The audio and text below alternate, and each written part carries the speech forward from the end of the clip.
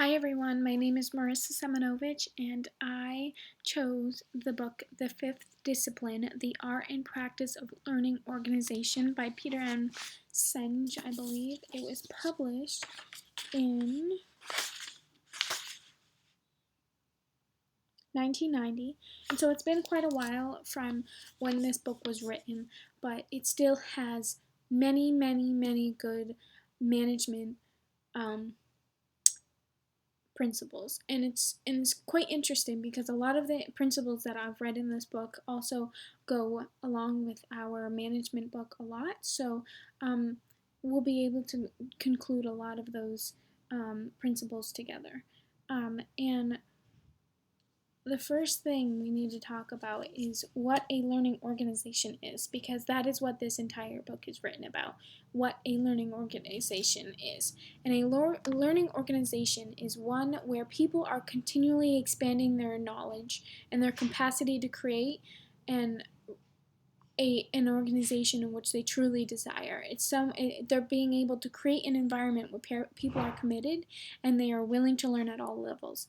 No matter where you are in the company, no matter how high or low you are in the totem pole, people are willing to learn, expand their knowledge, continually train, and be able to make it so that they are not only a more productive but a more involved employee at the company. And one of the main topics of this book is that Peter is trying to get employees to really recognize the deep existing problems in companies and understand why companies go under. Because you can see that many companies, even in your lifetime, multiple companies will go under. Maybe in my lifetime, Apple or Samsung or any of those companies might not even be a company when I'm like 50 years old. And he talks about how you can try to avoid having those problems in a company in order to avoid going under or closing or anything like that. So how he breaks this book down is, as it says, the fifth discipline. So he's 5 disciplines in which he separates this book into. And the 5 disciplines are systems thinking, mental models, building a shared vision, team learning, and personal mastery. So, systems thinking is how people perceive patterns and how you can make them clearer and how to change them. So, really, it's all about identifying the different patterns that go along in a company that might make problems continually show up. A personal mastery is the discipline of continually clarifying and deepening our own personal vision, of focusing our energies and developing our personal vision and seeing reality objectively. So it's really identifying how we can make our personal vision more clearer in order to identify these problems and kind of anticipate when they're going to be, because we've found patterns and different behaviors that lead to these problems of these companies. Mental models is basically how we perceive the world. It's deeply engraved assumptions, generalizations, or even pictures or images that influence how we understand the world and how we can take action. So it's about really just taking a step back and even seeing if we can learn how to have a different perspective on the world around us. Um, Building a shared vision is all about team building. It's having a genuine vision um, of the company and having that all, like having everyone on the same board for that. Really being able to see how people care and having them want to learn. The whole point of this is having a learning organization, is having your employees continually learn. And that goes for management, the CEO, that goes for everyone, because if we aren't constantly learning and adapting to our environment around us, then we are going to go under. And that's one of the principles that we have in our book. It's organizational decline. It's when a company doesn't anticipate, recognize, neutralize, or adapt to internal or external pressures that threaten the survival of the company. So we'll see many companies not identifying the problems, and which in turn makes it so that they can't survive in the economy in which they are in, or the industry, or the world around them. So, building a shared vision among the team on what really they truly want to um, succeed in is a big aspect to the disciplines. And then the last one is team learning. So, it's growing individually and then in turn growing together as a team. So, really trying to identify as for yourself what you can do to be better, and then in turn that will help the entire team grow as a whole too. And how Peter identifies discipline in this book is not being like blaming someone or shaming someone or saying you did this and you did it wrong.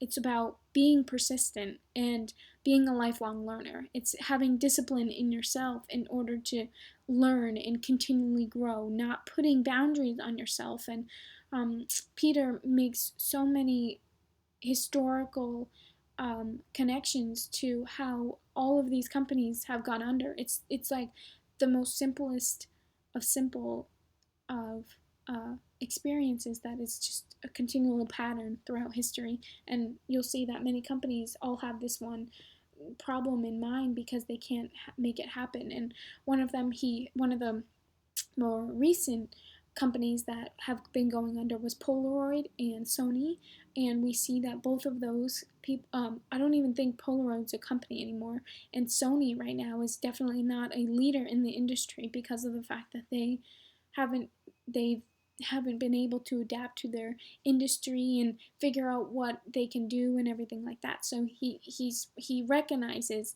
even current companies continually making the same mistakes over and over again. Um, and these 5 disciplines are continually brought out throughout the book, and he he makes note that we're all human. You can't be able to recognize pending threats. You can't understand the implication of the threats, and you can't come up with alternatives because as people we learn directly. We only learn from our mistakes when they happen. And if we can't see the mistakes or we aren't experiencing the mistakes, we can't fix them. We can't make a change.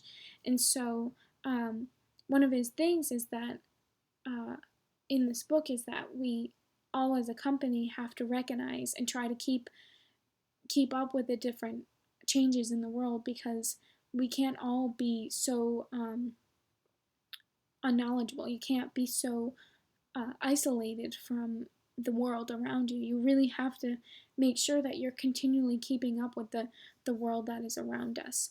And he says that a lot of what happens of these companies is that people identify with their job, meaning people think they are their job. They can't do anything else. Their position is only what they can do. They don't think they can do anything else. And they get really good at one thing, but they don't really understand all the different other jobs that are around them. So another problem is that not only do people only identify with their position, so if something goes wrong in their position and they get fired or the company is shutting down, they think, oh, I can't do anything else. I need to be able to do something else. I can't do it. I'm not going to do anything. And then they end up going into unemployment. They don't realize that people have power, and we have power in changing the structure of everything in our lives. Not only the structure of the organization, but the structure of our lives, the structure of the world around us, and we are the ones that can make it so that companies don't shut down. We are people, we are thinking human beings, we have a brain, we need to use it basically.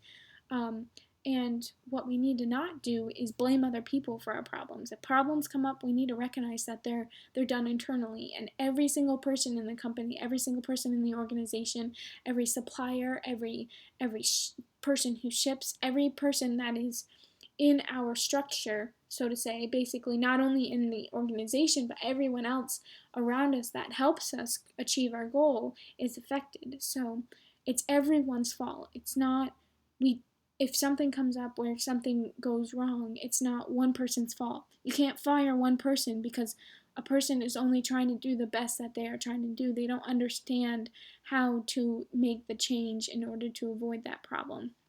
So, it's everyone equally who is doing it. And what happens is that sometimes when these problems come up, that they're um, they start having certain managers and leaders come out of the works and say, oh, I'm taking charge of this, or I'm taking charge of that. And what people don't understand is that every decision that is made in the company affects every other person in the organization, and it might not affect them positively. A lot of the times it affects them negatively. So some people in their position who think they're taking charge make a decision, but what happens is that it creates many other consequences around them. And so when you're trying to take charge and you're trying to be proactive, don't think of proactive as being someone that can get stuff done. Don't think of it that way. Think of it as as Peter states, is true proactiveness comes from seeing how we contribute to our own problems. So really being able to identify our problems, identify the patterns of the organization as a whole, looking at everything as a whole, not looking at the small details as much, but as a whole, excuse me, and then being able to reflect that back on how we can make changes in order to make the company better. And many times, what we'll do is we'll make a decision and we'll come up with a solution, and the solution is going to be wrong. It's going to lead to other problems, and that's just how the nature of a company is. You can never predict anything in the future, really. It's like consumer behavior is somewhat predictable, but many other things are not. And sometimes supply will be really low and demand will be really high of something, and you can't predict how to make those ends work. And so every event doesn't have one obvious cause. There is many explanations for why a problem or an event will come up. There's no conclusion. You can't have any one conclusion to every problem.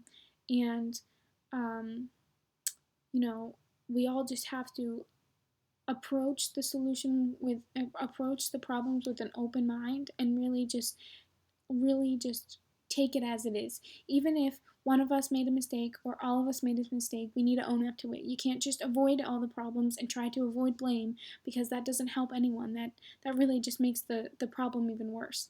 And that just makes the problem even worse. And so one of Peter's main pieces of advice to managers and employees and whoever is in the working force is be patient. Be patient with everyone around you. Continually to learn. And when you make a decision, don't keep persisting on that problem. Make the decision and wait. It says his example is take 2 aspirins and wait. Basically, it's like when someone has a headache, you don't keep taking an aspirin every 5 minutes. You have to wait until the pills dissolve and then work. So he says, make a decision and wait. Don't keep reacting to that decision, because you're just going to keep getting more and more solutions and more problems that might come up from your different decisions. So just make a decision, be patient, and wait. And do not panic, he says. Do not ever panic when you make a decision. Really, you can make one piece of advice, and if anything, don't panic.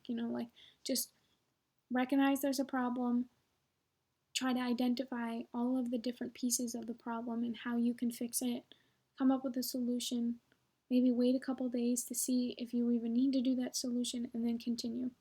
And what happens is that as I was explaining before, is that many solutions come with consequences also. There's problems that are going to come up constantly. And one of the quotes that he has, it says, today's problems come from yesterday's solutions.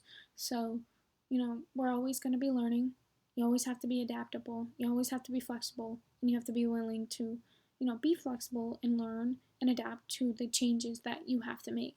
And always be continually to figure out different solutions, see what works best, identify the problems that can occur based on the solutions that you made. Maybe as you're making the solution to a problem, see if you can try to predict what's going to happen and go from there.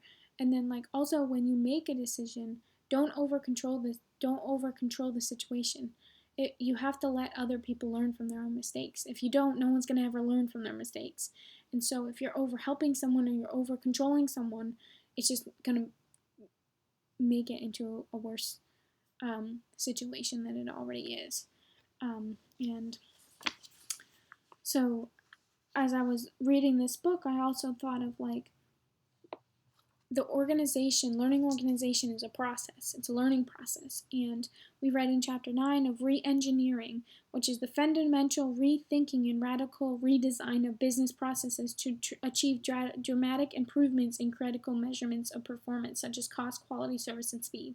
So, as we're making these changes, we're looking at all of those different aspects of a company, such as quality and service and speed and all of those kind of things. But what we need to recognize is that every decision is long term. Problems come up and they're long term. They don't just come up randomly. Every single problem that we have in our world today in society, like global warming and all of these other problems that come about, are from long term. We've been slowly and gradually adding to these problems as we go on, and they're just more recently being more resurfaced. And that happens in every situation in a company, in an organization. Every problem is slowly but surely growing these these problems, and the process of learning from them, it also takes time. We need to start thinking more long term instead of short term, and a lot of managers and leaders in this world even do the same thing, where all of us in a company are thinking short term. Oh, how can I fix this problem tomorrow? How can I do this? But it's really, what you need to do is be thinking, okay, this has happened multiple times. What can I do to avoid it in the future? And how can I make it so it's no longer a problem in the future? And have I made the same decision in the past? And is that going to affect anything else that's going to happen in the future also? And that's the second principle that we read from our book, is just really intra-organizational processes and how you can adapt in a company and really incorporate those processes into the organization, such as transforming yourself into a learning organization. It's going to take time, and it's going to be hopefully very beneficial for you in the end. And then we also talked about the equity theory, which is when people need to stay motivated and work, and they need to perceive as if they're getting treated fairly. So one of the main aspects of a learning organization is that people are supporting themselves. They're supporting everyone else in the company. They're there to learn, but the main point to this is that people are choosing to learn themselves. They are genuinely incorporated and involved with this company. They believe in it, they really support it, and they choose as an employee to really put out the effort that they want to. And that is really the main goal for this entire book, is really being able to create an environment where people want to be, want to learn, and want to continue to grow. And it's a very inspirational book in that sense, because we don't, as people of the business world, we don't think about these problems, and we don't think about these little things that we do in order to affect everyone. We're very focused on just us and how we can make our lives better, and what can I do to get out early, or I can't wait for that vacation, or I can't wait to get off on Friday. Like, people, we want to make it where people love being there and they love their job. And you just have to really be patient, don't panic, and just continually to grow. So with the equity theory, we see it. With the processes, the inter-organizational processes, and we also see it with the organizational decline, the risk of not changing. So we see multiple principles in our textbook that go along with this book continually. So it was a great read. I really enjoyed it. I really enjoyed this class and learning, and it's a major eye opener in not only myself, but really helps you step back from all of these different situations that happen in our lives, and how to really identify who we are as people, how we are as managers, if we're a manager, or if we're more of a leader, and how we can really develop ourselves to be a better person and really make it so that the workforce for us is a better place. So that is what we all need to really think about in the end, is like, how can we do better? Wake up every day and think, what can I do better? How can I be better? There's that one quote that I love that says, "We were born to be awesome."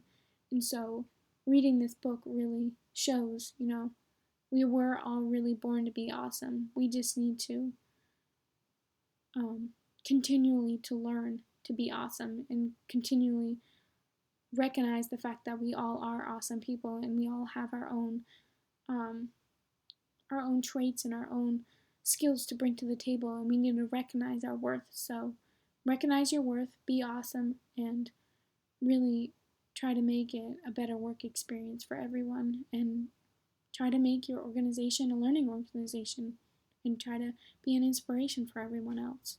And that's what really this book is about. So thank you.